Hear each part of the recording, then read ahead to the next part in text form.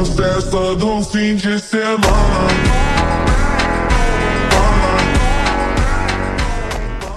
Word artist and narrator. Thomas Hines is a Milwaukee native and has diligently worked in the human services field since 2012, while also acting as an independent contractor for the spoken word and music performances.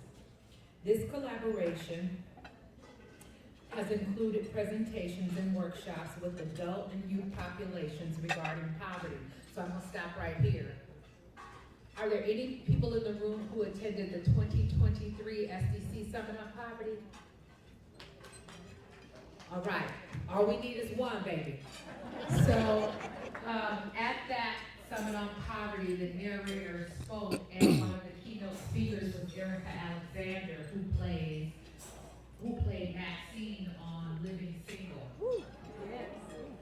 The narrator single-handedly cleared the room with a piece that spoke to all of her body of work while mixing in the nostalgia that many of us who were living single fanatics had. She sat in that audience and screamed at him. It was the most moving tribute that I had ever seen a spoken artist give. So I needed to take that moment to just give him his flowers for that moment. You're the best. So Mr. Hines has performed at many events throughout the greater Milwaukee area, including Wisdom, Voices for Solidarity and Confinement, Black Recovery Awards, Mental Health Awareness, North Division, Vessels of God, Transitional High School, Black Historical Society, King Fest, and I can go on and on. But what moves me about the narrator is his quote. There was a point in my life where I realized I was given a voice to be responsible, enlightened, and inspired through words, music, and most importantly, by example.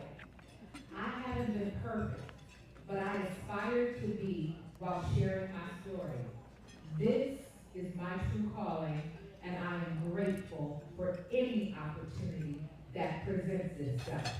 I am narrator. Ladies and gentlemen, I present to some and introduce to others the narrator.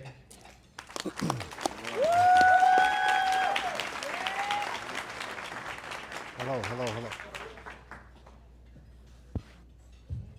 Testing. Hello. Can y'all hear me a little bit? Okay. All right, cool. First, that introduction, I don't even know what to say. So thank you, Miss Abra.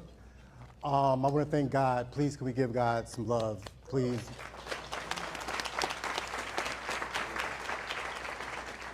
I want to thank St. K for hosting this event. I want to thank, obviously, Housing Resources, Inc., my family, I have to say it, my cousin, Ms. Trena Bond, Executive Director, for the work she's been doing in a community that really needs it, and giving me an opportunity to just say some things about housing. I feel like I'm forgetting people. So I just drove around in Milwaukee and just wrote some stuff in my head. Nothing on paper, we don't do paper. And I would like to share just a little bit. So please listen, you'll miss it if you don't. I know the food is good, but give me a second, okay? I'm telling you. We good?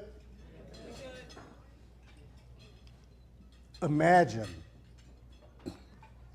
every day aimlessly wandering, anxiously squandering time, every single second defined by painfully pondering your next move, but consistently feeling like a pawn, especially at night, knowing that you are not the king or queen of your own castle. You know, the whole fiasco kind of reminds me of something at a chess school.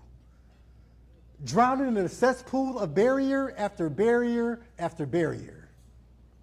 So yes, I understand what it feels like when you're trying to cope, but there are no signs of hope. Resources, the more the merrier. But see, somebody other than a mail carrier needs to push the envelope. Because these problems that have gone from micro to macro seems to be the only time we align with growth. And I blame it on both the local housing infrastructure ruptured by fraudulent lending activities that have civically eradicated Black liberties, all factual practices that we should not condone. When my auntie got denied financial assistance, Right after, I spent some quality time with her, consoled her and hugged her, and it wasn't only because I love her, but just to get her alone. Think about it. Because becoming broke is a reality that gradually happens. We didn't one day create this mess and start asking for napkins, but having to ration systematically stalks and walks you down like a predator in the distance. From experience, never is it instant. But in the checkout line, when your debit or credit card decline, ding, exactly. Because that's when it registers different. Not to mention the outstanding bills in our name, about a year old, some of us are no better than infants. Mortgage lenders been sweating me so much on the phone, I feel like I'm walking around with a sweater on in Memphis. Quenching my thirst with Aquafina. Random. But there would be no Ike if it were not for Tina. There would be no rice if it were not for FEMA, and there would be no housing rights if it were not for, well, I guess we all still here working on that. But this is not the place for personal attacks. I'd rather utilize that energy to look for a suitable place while I'm Google searching on maps. Perhaps finally find a legitimate residence that offers a prominent package. But instead, they only give us a few amenities they squeeze out a little bit at a time, like condiment packets. So I suggest what we catch up to people like Miss Trena and create some sort of bond so we're not conned by these conglomerate tactics that just so happen to come with astonishing graphics. Because historically speaking, our current housing epidemic is yet being incorrectly misrepresented.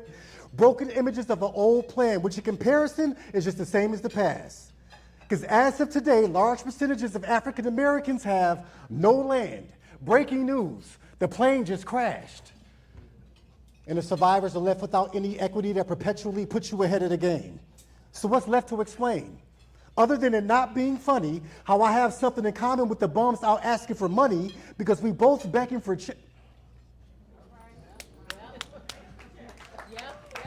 But it's not coming fast enough. Because when you don't have access to a valid address, it's rough. Trying to adjust to not having a space of your own. So unless I'm in the basement creating a clone, please explain how am I making myself at home? Think about it. 30s. 40s and 50 years old with a grown face, but still not having your own place. I had an uncle who hated baseball because he couldn't relate to ever making it to home base. So he began incessantly drinking, sinking into a state of depression. Every day of the week, sedated and stressing his sobriety out of the question, digressing into a stage plagued by always getting high and spending most of his time alone with a joint. His most prized possession, a car key. Because the last of his days were made living out of an RV. I'm just trying to drive home the point and hopefully arrive at a point where I can one day catch a ride home and point at my own white picket fence, neatly trimmed bushes with 2 statues on the side that look good and heavy. Then trample all over my manicured lawn until my legs give out and both of my feet are done. Okay, y'all, forgive me for getting a little petty. But unsteady housing insufficiencies are why so many of us continuously seem to miss enjoyment. On a road trip full of dead ends and letdowns. So many letdowns, I didn't even want to show up here for disappointment. But I got an anointment of soothing words, not to be confused or misconstrued with just another man rambling. But this is for those in the bitter cold without a kitchen stove, but somehow still became an expert in panhandling. From the very beginning, we were promised more. But from the slumlords, all we've gotten are drama wars. Eviction slips have been kicked out. The closest we ever got to a brick house was the Commodores. Hell, I'm still waiting on one to come and yes. Come on, let's go.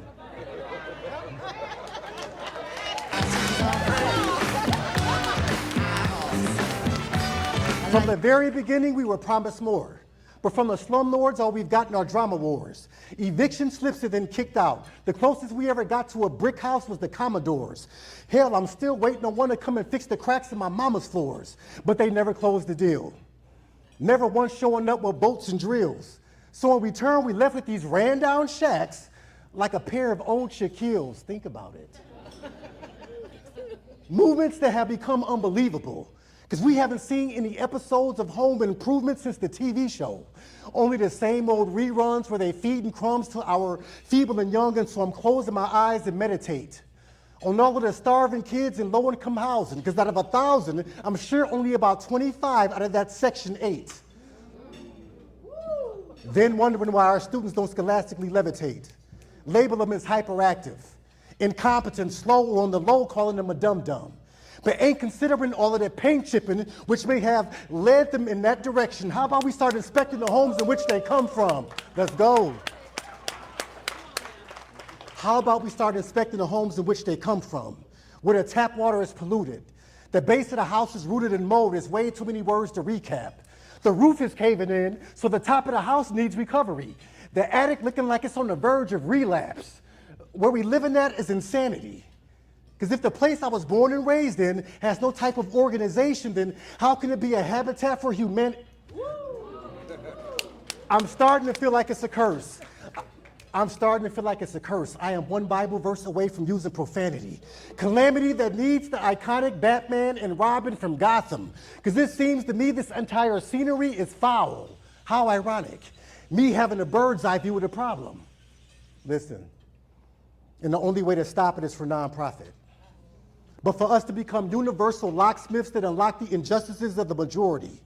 With this oddly shaped metal object that slips into the silence of darkness and creates a turning point. If you work in a position of housing, you have authority. Just showing up and posing as great soldiers. For the population between a rock and a hard place, we trying to break boulders. You know, a job well done for the stakeholders.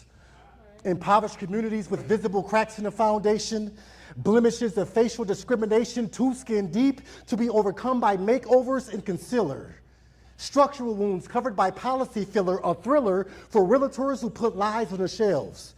That sell like Michael Jackson albums, peddling wealth they wouldn't buy for themselves. This time we unify and meet in pairs and sound off with every step we take like creaky stairs in abandoned buildings that need repairs, a dream that is shared as we construct blueprints of opportunity, dripping with fresh ink, leaving trails of floor stains.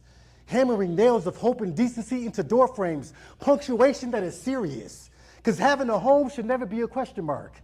It was supposed to be a place for you to stop at. Period.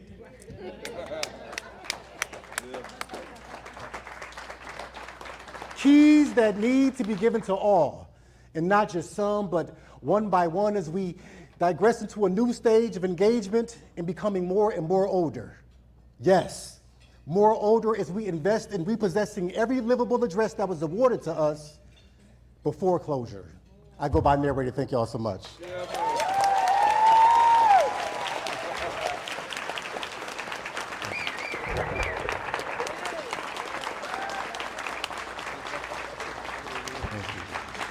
Thank y'all. Did it fall off?